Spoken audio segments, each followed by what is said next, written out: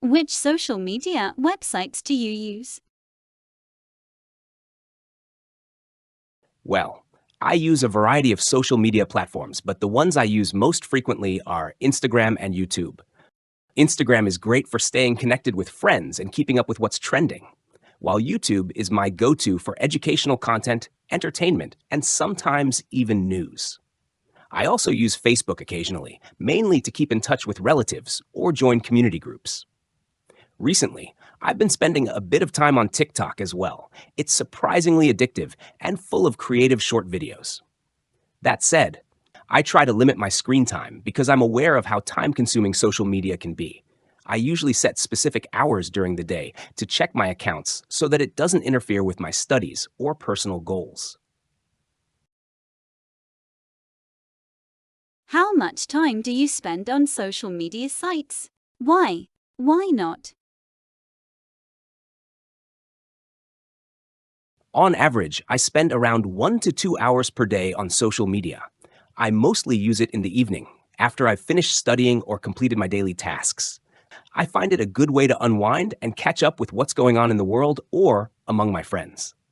However, I try to be mindful of my screen time because it's really easy to get distracted and lose track of time. In fact, I used to spend more time on these platforms, but I realized it was affecting my productivity and even my sleep. That's why I now set time limits on my phone to make sure I don't overdo it.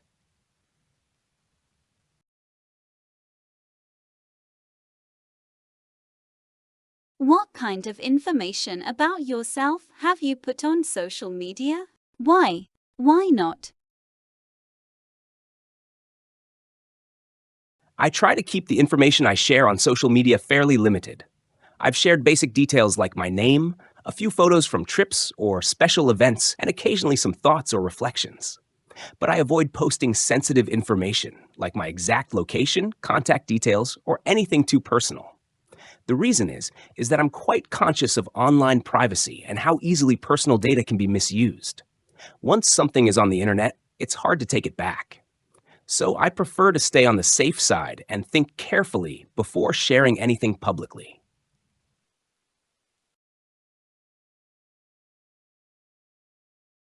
Is there anything you don't like about social media? Why?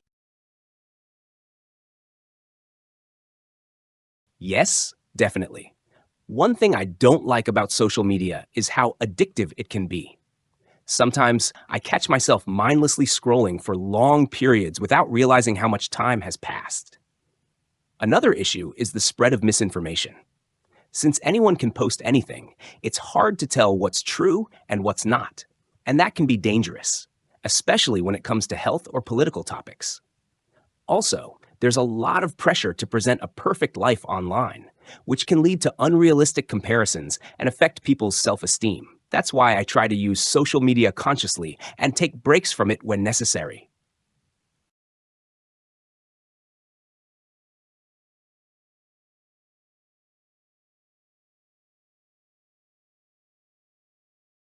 Describe something you liked very much which you bought for your home. You should say what you bought, when and where you bought it, why you chose this particular thing, and explain why you liked it so much.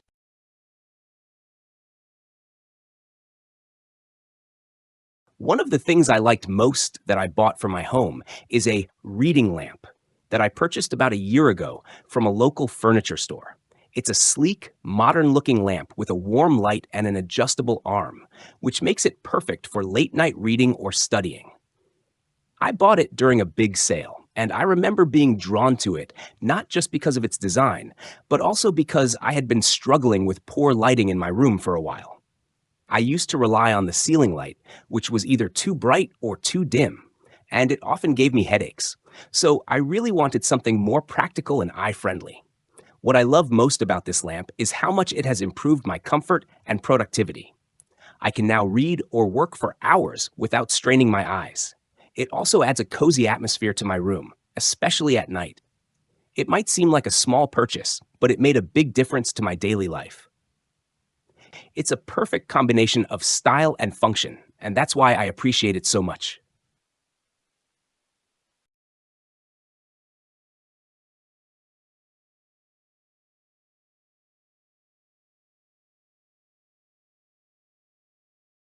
Why do some people buy lots of things for their home?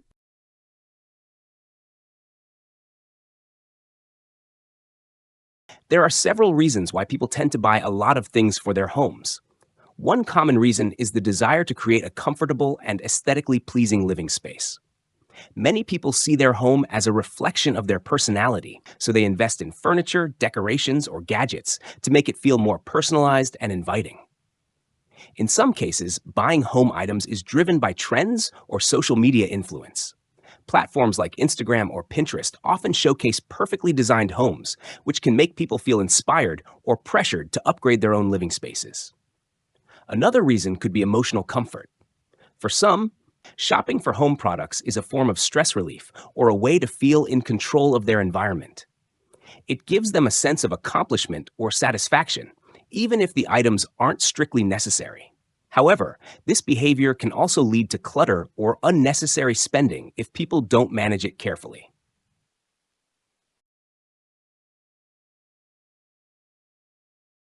Do you think it is very expensive to make a home look nice?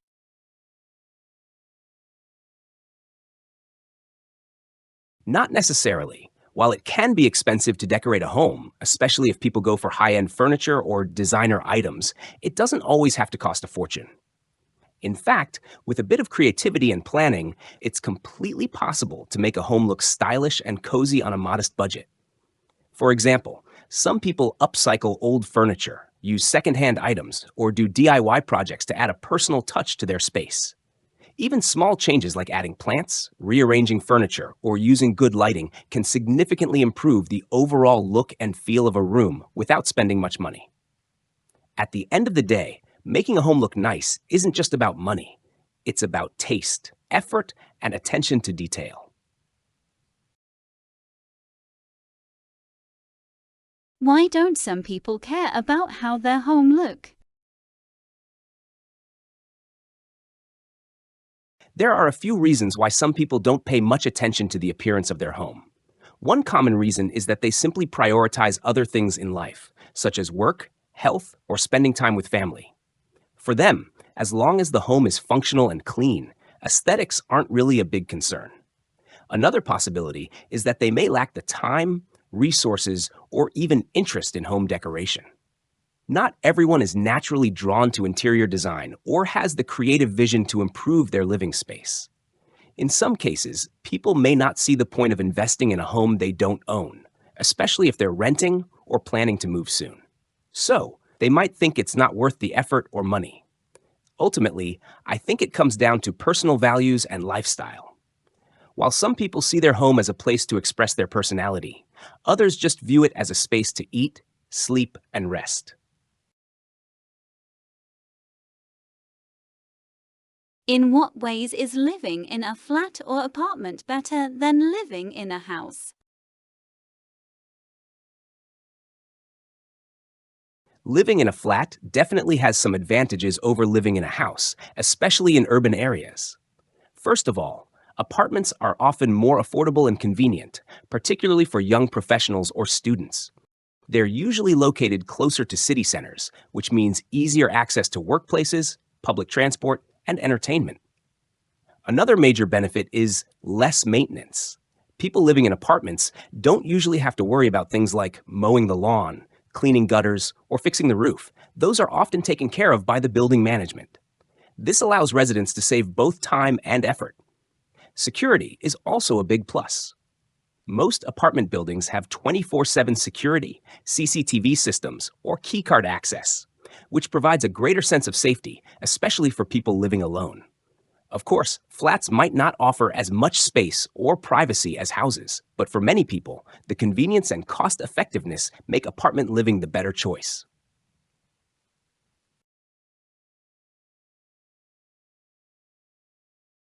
Do you think homes will look different in the future?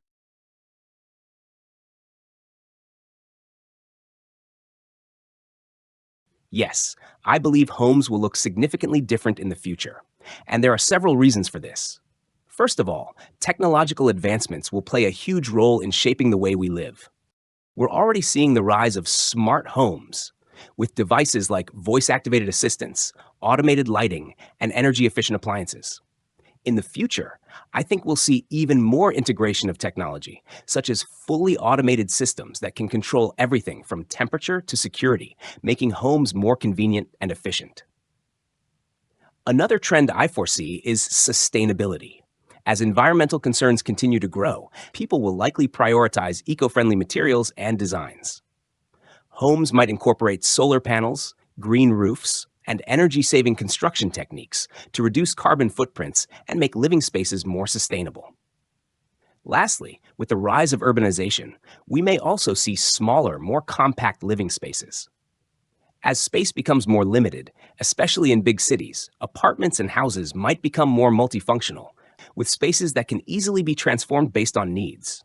For example, a room that serves as both a home office and a guest bedroom.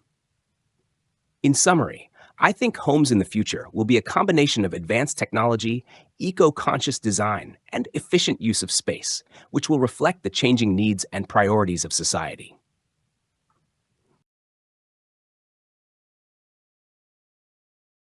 Do you agree that the kinds of homes people prefer change as they get older?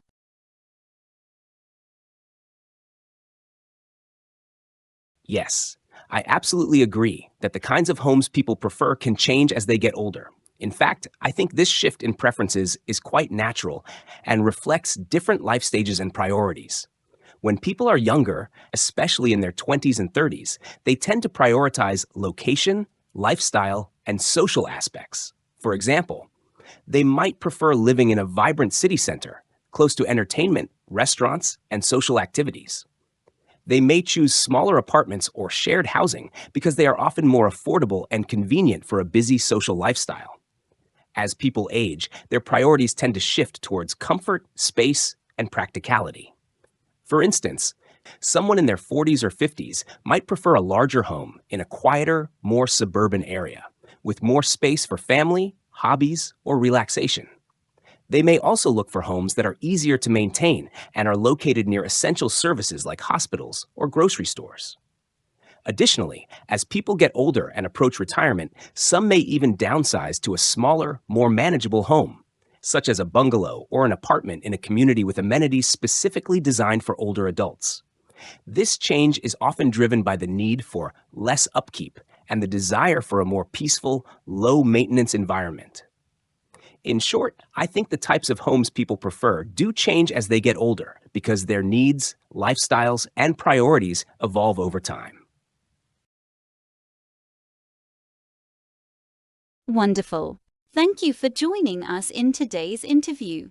Wishing you good health and the best of luck.